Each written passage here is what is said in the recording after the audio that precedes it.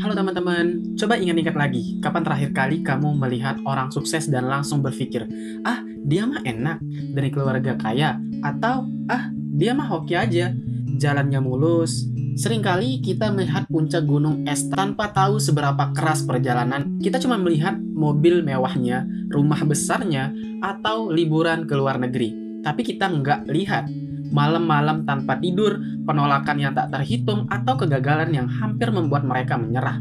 Banyak dari kita punya mimpi untuk punya uang 100 juta pertama.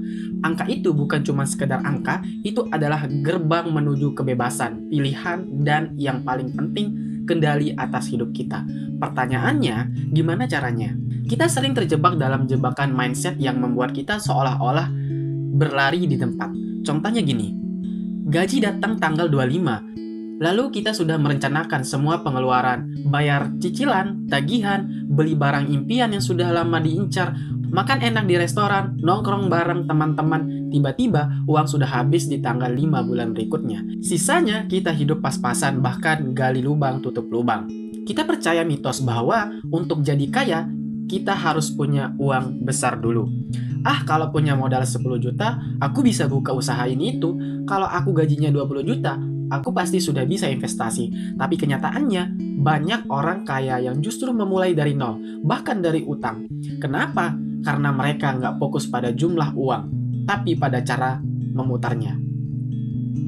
Kita terjebak dalam mindset yang bilang, kalau aku kerja keras, nanti aku kaya. Itu benar, tapi ada bagian yang hilang. Bukan hanya kerja keras, tapi kerja cerdas dan mengelola uang cerdas. Dan itu adalah dua hal yang sangat berbeda. Kalau kamu pernah merasa stuck, merasa gajimu cuma numpuk lewat, atau merasa lelah karena harus hidup dari gajian ke gajian, aku ingin kamu tahu satu hal. Kamu tidak sendirian, ini adalah masalah yang dihadapi jutaan orang di luar sana. Masalahnya bukan karena kamu malas, bukan karena kamu bodoh, dan bukan karena kamu nggak berbakat. Misalnya, ada di mindset. Kita diajari untuk jadi pekerja, bukan diajari untuk jadi pemilik. Kita diajari untuk menghabiskan uang, bukan untuk mengelola dan melipat gandakannya. Jadi, jangan salahkan dirimu, salahkan mindset yang salah sudah terlanjur tertanam. Tapi kabar baiknya, mindset bisa diubah, dan hari ini kita akan coba mengubahnya sedikit demi sedikit.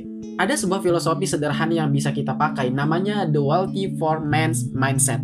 Intinya, orang yang miskin secara mindset akan selalu menghabiskan apa yang mereka dapat. Orang yang kaya secara mindset meskipun uangnya sedikit akan selalu menginvestasikan sebagian dari apa yang mereka dapatkan. Analoginya sederhana gini. Bayangkan uangmu itu seperti benih. Mindset orang miskin begitu dapat benih langsung dimakan habis. Jadi besoknya dia kelaparan lagi dan harus mencari benih baru. Mindset orang kaya begitu dapat benih, dia makan secukupnya untuk bertahan hidup lalu sisa benihnya ditanam. Besoknya benih yang ditanam tumbuh jadi pohon menghasilkan lebih banyak benih lagi. Dia bisa makan dari hasil panen, menanam lebih banyak benih, dan akhirnya punya perkebunan. Kuncinya bukan seberapa banyak benih yang kamu dapat di awal, tapi apa yang kamu lakukan benih itu. Dan inilah yang membedakannya. Jadi, gimana cara kita menanam benih-benih itu? Bahkan dengan uang yang pas-pasan, ada beberapa langkah kecil yang bisa kamu mulai hari ini juga. Pertama, ubah tujuan menabungmu. Jangan menabung untuk masa depan karena itu terlalu abstrak. Ganti dengan tujuan yang spesifik dan terukur. Misalnya, menabung untuk modal usaha jualan baju online atau menabung untuk dana darurat 3 bulan gaji. Tujuan yang jelas akan memotivasi kamu untuk konsisten. Kedua, sisihkan 10% dari penghasilanmu seberapapun itu. Begitu gajimu masuk, langsung sisihkan 10% untuk investasi atau tabung masa depan. Anggaplah uang itu tidak pernah ada. Mau penghasilanmu 5 juta, 3 juta, atau bahkan 1 juta, sisihkan 10%, kamu akan kaget betapa cepatnya uang itu bertambah. Ketiga, belajar membedakan aset dan liabilitas. Aset adalah sesuatu yang memasukkan uang ke kantongmu, contoh usaha, investasi, properti sewaan. Liabilitas adalah sesuatu yang mengeluarkan uang dari kantongmu, contohnya mobil mewah yang cicilannya mahal, gadget terbaru, baju-baju bermerek.